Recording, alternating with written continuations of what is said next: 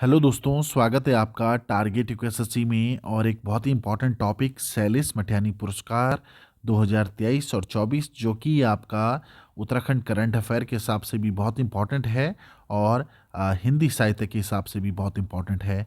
इस पुरस्कार की शुरुआत जो है 2009 से हुई है। 2009 से जो है आपका इस पुरस्कार की शुरुआत हुई है।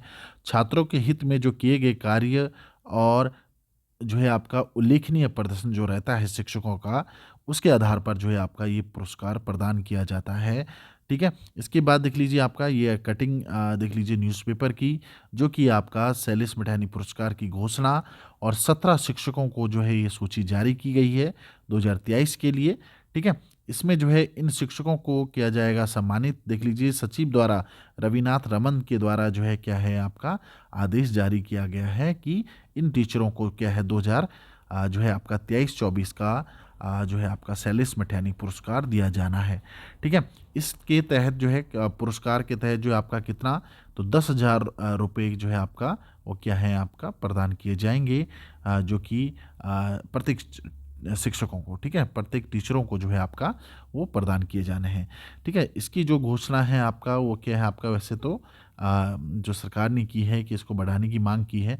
लोगों ने जो आपका मांग की है, ये बढ़ाने की मांग की है, 21 को 21,000 करने की बात की गई है, पर अभी जो है आपका ये 10,000 ही है। ठीक है? तो इसकी धनराशि पूछ लेता है आपसे कि आपका धनराशि कितनी, तो आपका 10,000 रुपये और कितने टीचरों को मिलने जा रहा है, 2023-24 का है। ठीक है? और कब से शुरू हुआ है, ऐसा क्वेश्चन आपसे पूछ सकता है कौन, आपका यूके ट्रिपल एससी पूछ सकता है और जो है आपका यूके पीएससी पूछ सकता है। ठीक है? इसके बाद देख लीजिए कौन थे सैलिस मटियानी। तो सैलिस मटियानी का जन्म जो है आपका 14 अक्टूबर 1931 में जो है कहाँ होता है, बाड़े छीना अल्मोड़ा में होता है। और ये क्वेश्चन आपसे पूछा गया है यूके ट्रिपल एससी द्वारा, ये क्वेश्चन आपको पूछा गया है। ठीक है? इनका वास्तविक नाम क्या था, रमेश चंद्र मैठियानी था।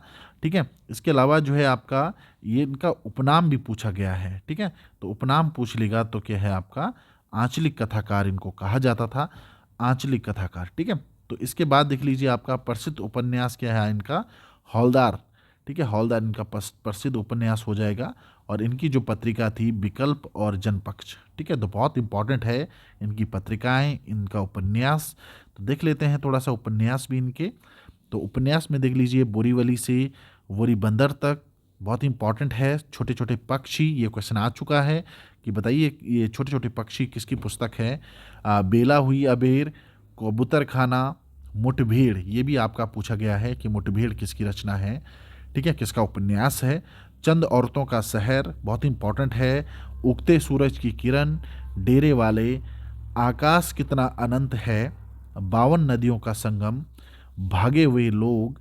ठीक है? भागे हुए लोग, देखिए दोबारा आ गया है, तो भागे हुए लोग और मुख सरोवर के हंस। ठीक है? तो मुख सरोवर के हंस, किस्सा नर्मदा बैन गंगूबाई। ठीक है? तो ये जो है आपका बहुत इंपॉर्टेंट है उपन्यास इनके। ठीक है?